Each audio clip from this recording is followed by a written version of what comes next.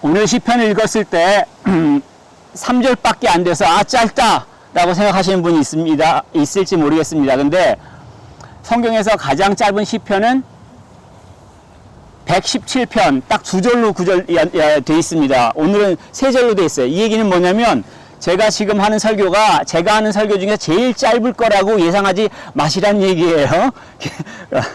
그렇게 짧지 않습니다. 다윗의 시라고 앞에 기록되어 있는 것들은 뭐냐면 다윗이 많은 시편 가운데서 20편도 지었다는 얘기인데 우리가 다윗을 생각할 때 대부분 용사로 알고 있어요. 골리앗과 싸운 용사, 그리고 이스라엘 왕으로서 영토 확장을 한 굉장히 용감한 사람이다라고 할 수 있지만 동시에 이 다윗은 어린 시절부터 악기를 연주하며 양들에게 조곤조곤 찬양을 불렀던 은유 시인이기도 하죠. 그래서 그 성정이 그 마음이 얼마나 좀 여린가 담들은 모르는 그런 것들을 우리가 짐작할 수 있습니다.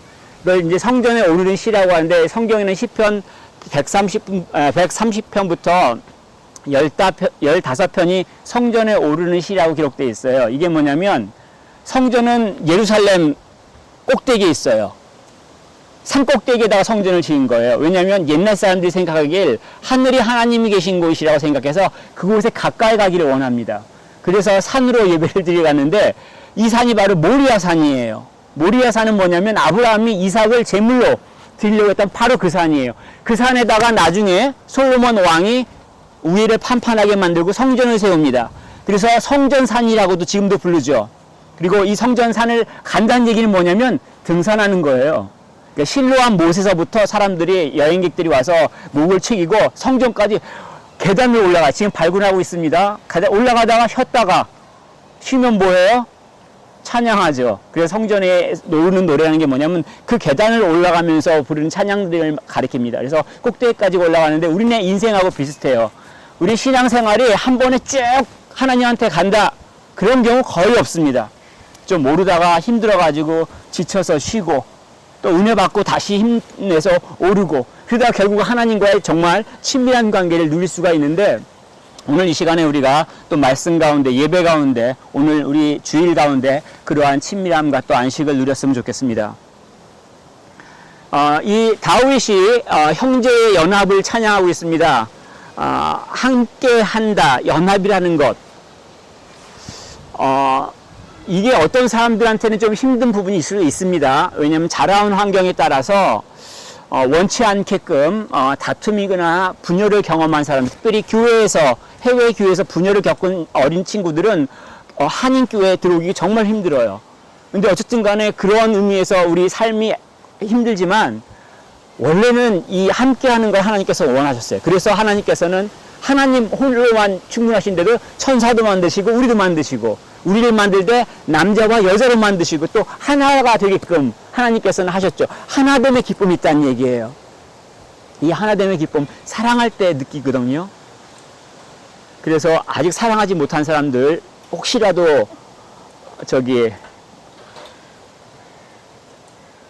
하면 좋겠다 싶어요. 강제는 아니에요. 그렇게 하나님과의 친밀함을 느끼지만 않습니다. 결혼하신 분들 보시면 친밀함이 사라진 것을 발견하는 사람들도 있어요. 이회인수하는 사람들도 있습니다. 고통스러움을 경험하기도 합니다. 그래서 지옥 같은 데 살아가기도 해요. 그래서 사실 다툼이 있으면 잠언 같은 경우에서는 계속 떨어지는 물방울과 같다라고 표현해요. 다투는 사람과 함께 있는 걸. 왜냐하면 우리가 알고 있는 것처럼 한국 사찰에 가면은 오래된 사찰인데 돌에 구멍이 뚫려 있어요. 왜냐하면 비가 와가지고 물방울이 똑똑똑 떨어지는데 그 돌을 갖다가 파내요. 다툼이 얼마만큼 우리 삶을 망가뜨린다는 것을 가르쳐주고 있죠. 근데 이 다윗이 이 연합을 꿈꿀 때는 뭐냐면 다윗은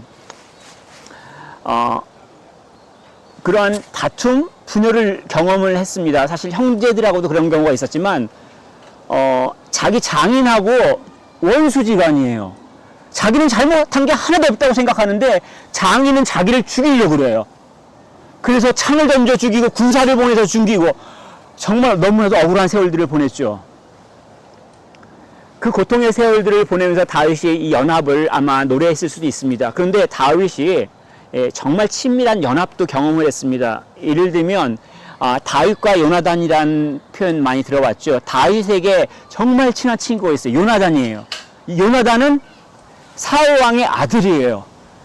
친구가 된다는 게 좀 어렵지만, 왜냐하면 이 사울 입장에서는 다윗을 죽여야만 사울 왕가가 지속되는데, 이 다음번 왕이 될 요나단하고 다윗이 너무 친해요. 심지어 어느 정도 친하냐면 요나단이 나 왕이 안 돼도 돼. 그리고 자기의 왕위를 포기하고 죽음에 처한 다윗을 살려주기도 해요. 이런 친밀함을 다윗이 누렸어요. 그래서 그 친밀함이 얼마나 행복한지 알아요. 이 친밀함을 노래하는데, 성경에 왜 이러한 친밀함이 있는 것을 가르쳐 놓냐면, 이게 하나님께서 우리하고 누리기를 원하시는 친밀함이기 때문에 그래요. 그래서 신약 성경을 보면 에베소 5장에 바울이 남편과 아내의 관계를 설명해서 갑자기 이게 바로 그리스도와 교회의 관계다라고 얘기를 하는 거예요. 하나 되는 기쁨이 우리와 그리스도 안에 있다는 얘기예요. 그래서 우리가 예수를 믿는다라고 얘기할 때, 내가 복음을 안다 얘기할 때, 이게 어떤 이성적인 이해만 멈추지 않아요. 기독교의 믿음, 크리스찬이라도 된다는 거는 내가 뭘 안다는 것만에 멈추지 않고, 이러한 친밀한 관계, 그로 인한 나의 삶이 변하는 것, 내 성품이 변하는 것, 이런 것들이 발생한다는 얘기예요. 그리고 이러한 것들은 그리스도의 사역의 결과입니다. 무슨 얘기냐면, 예수님께서 십자가에 죽으신 것은 우리의 죄를 해결하기 위해서, 우리 대신 죄값을 지불하기 위해서, 그래서 하나님 앞에 설 수 있는 거예요. 하나님과 우리의 사이에 화평이, 평화를 누릴 수 있는 거예요. 뿐만 아니라 그리스도 안에서 평화를 누릴 수 있는 거예요. 나랑 정말 다른 형제를 놓고 싸우는 것뿐만이 아니라 그 싸움 가운데서도 평화를 꿈꿀 수가 있고, 함께 할 수 있는 것을 소망할 수 있고 경험할 수 있다는 얘기예요. 그것이 어디 안에서? 교회 안에서 가능하다는 얘기예요. 근데 이렇게 연합하는 게 힘든 이유가 있죠. 왜 연합하는 게 힘듭니까? 지 맘대로 하려고 그래요. 그러니까 손가락을 단 사람 꼭 가리킵니다. 자기는 아니라고 생각해요. 나는 아니겠지 하면서 쟤는 꼭 제 맘대로 하려고 그래요. 그러면 공동체 안에서 연합을 누릴 수가 없죠. 부부지간에도 마찬가지예요. 손가락을 다른 사람을 향해서 쟤는 꼭 저래 이기적이다라고 얘기하면서 결국은 연합을 못 누리게 되죠.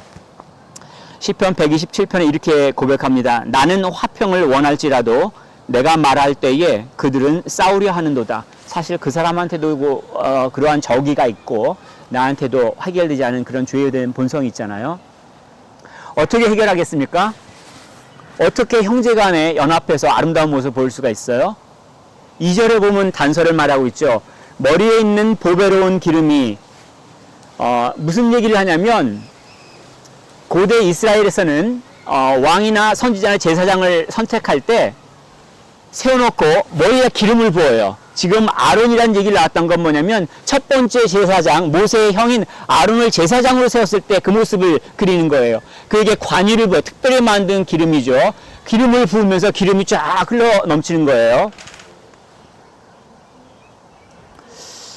이게 뭘 말하냐면, 성령 하나님께서 우리와 함께 하신다. 하나님께서 우리에게 성령을 부어주신다. 이것을 가리키는 겁니다. 예수님께서 이 땅 가운데서 공생애를 시작하셨을 때, 세례받고 이 땅에 올라오셨을 때 어떤 일이 벌어졌냐면, 하늘이 열리고 하늘에서 하나님의 성령이, 비둘기가 임하는 것들을 보여주죠. 그 머리 위에 하나님의 성령이 임했다는 걸 가르쳐주고 있는 거예요. 근데 예수님뿐만이 아니라 내가 예수를 믿는다면 그 사람에게도 하나님께서 성령이 임하세요. 예수님께서 승천하시면서 하셨던 마지막 말씀이 뭐냐면, 기다려라, 위로부터 능력을 보내주겠다라고 말씀하셨어요. 그 능력이 처음으로 내려왔을 때를 우리는 오순절 마가의 다락방이라고 얘기를 하고, 그때 어떤 일이 벌어지냐면 초대교회가 시작된 거예요. 이것은 이후에도 마찬가지예요. 내가 예수를 그리스도로 고백한다면 내 안에 성령이 계시다는 증거예요. 그 결과로서 내가 고백할 수 있는 거. 그래서 성령으로 아니하고는 누구든지 예수를 주시라 할 수 없다라고 가르쳐주고 있죠. 근데 여기서 이 기름을 어떻게 부느냐면, 2절에 보면은 수염에 흘러서 그의 옷깃까지 내린 같고, 오늘날 이제 사실 우리 영국 교회에서도 기름을 사용합니다. 치료할 때. 근데 그때는 한 방울 두 방울 똑 떨어뜨립니다. 근데 지금 여기서 오면 막 기름을 부어가지고 제사장의 그 위엄이라고 해서 수염에 막 넘치고 옷끝까지 내려가 있어요. 자, 이 장면을 그려보면서 어떤 생각이 떠올라요? 빨래는 누가 해? 그런 사람들은 걱정하지 마시고 세탁기에다가 맡기면 됩니다. 세탁기가 깨끗하게 빨아주는데, 이거는 뭐냐면, 하나님의 성령이 그 공동체 가운데, 정말 전부 덮으신다는 얘기예요.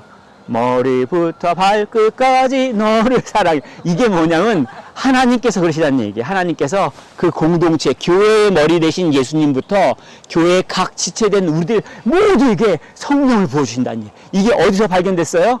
고린도전서 12장. 고린도 교회 각종 은사가 넘쳐요. 예언하는 거, 치유하는 거, 방언하는 은사들이 많죠. 여기서 하나님의 성령의 은사가 넘치는 걸 교회 안에서 발견할 수 있다는 얘기예요. 근데 바울이 왜 편지를 보냈냐면 그 은사가 중요하지만 더 중요한 건 어떻게 쓰느냐. 하나님께서 우리에게 선물을 주셨는데, 능력을 주셨는데 어떻게 쓰냐. 이게 중요하다는 얘기예요. 질서 있게 쓰라는 얘기예요. 교회를 세우는데 사용하라는 얘기예요. 이건 오늘날도 마찬가지예요. 오늘날 우리에게 어떤 은사들이 있습니까? 어떤 사람들은 생각을 깊이 해요. 어떤 사람들은 행동이 빨라요. 어떤 사람들은 기도를 많이 해요. 어떤 사람들은 다른 사람들에게 쉽게 나갈 수 있어요. 이런 것들이 은사예요. 다른 사람이 공부해서 얻을 수 있는 게 아니거든요. 이런 걸 은사는 스페셜 기프트라고 하죠. 하나님께서 주신 거니까. 이런 것들을 어떻게 사용해요? 질서 있게, 교회의 질서 가운데, 교회를 세우는데 사용하는 것들이 필요하다는 얘기예요. 그러한 교회를 경험할 때 어떻게 합니까? 성령 하나님께서 함께 있다는 걸 알아요. 세상과 구별, 클럽과 다르네? 동창회랑 다르네? 전혀 다른 인간들의 모임이지만 똑같은 인간들의 정말 보잘것없고 정말 악한 인간들인데, 이 인간들이 모인 가운데 세상에서 발견할 수 없는 것들을 경험할 수 있어요. 이게 성령 하나님께서 함께 하시는 증거예요. 우리 교회에 이러한 하나님의 은혜가 막 부어 넘쳐서 다른 사람들에게도 또 증거가 되고, 또 그런 사람들이 교회에 올 수 있기를 축복합니다. 이러한 결과들은 결국 어떻게 됩니까? 하나님께서 우리에게 영생이라는 생물을 주신다라는 걸로 결과를 맺습니다. 3절에 보면 헐몬에 있으리 시온의 산들의 내림같도다. 거기서 여호와께서 복을 명하셨나니 곧 영생이로다. 이 오래 산다는 거 모든 사람들의 소망이라고 그랬잖아요. 나는 빨리 죽고 싶어 라고 말하는 사람도 있을 수는 있어요. 근데 그 말의 전제는 뭐냐면 행복하기를 원하는 거예요. 행복한 삶을 추구하고 있는 거예요. 그렇지 않기 때문에 내가 죽는 게 낫다, 빨리 죽겠다, 그런 생각을 하는 거예요. 근데 영생이라는 단어로서 사실은 죽지 않고 오래 산다, 이것만을 말하는 게 아니라 그 살아가는 삶이 기쁘다는 얘기예요. 행복하다는 얘기예요. 축복이 넘치다는 얘기예요. 이걸 영생이라는 얘기예요. 이것을 다른 말로 우리는 낙원에 삽니다, 우리는 파라다이스에 살아, 이렇게 표현할 수 있는 거거든요. 자, 근데 우리가 첫 번째 이 영생할 수 있는 기회를 놓쳤죠. 언제냐면 에덴 동산에서 하나님께서 모든 걸 누리라고 하셨는데, 하필이면 제가 나쁜 짓을 했죠. 아담과 하와가 선악과를 따먹었어요. 그래서 어떤 분은 꼭 그래요. 왜 이거를 따먹는지 알 수 없어요. 동상 중앙에 뭐가 있어요? 선악과도 있지만 생명나무가 있잖아요. 왜 생명나무 열매를 먼저 안 따먹고 선악과를 따먹어서 우리가 이 고생을 해? 쟤 때문이야 라고 생각을 하죠. 근데 하나님께서 우리에게 기회를 주셨고 그러한 생명나무 열매를 얻을 수 있도록 하셨어요. 요한계시록 22장 14절에 이렇게 되어 있습니다.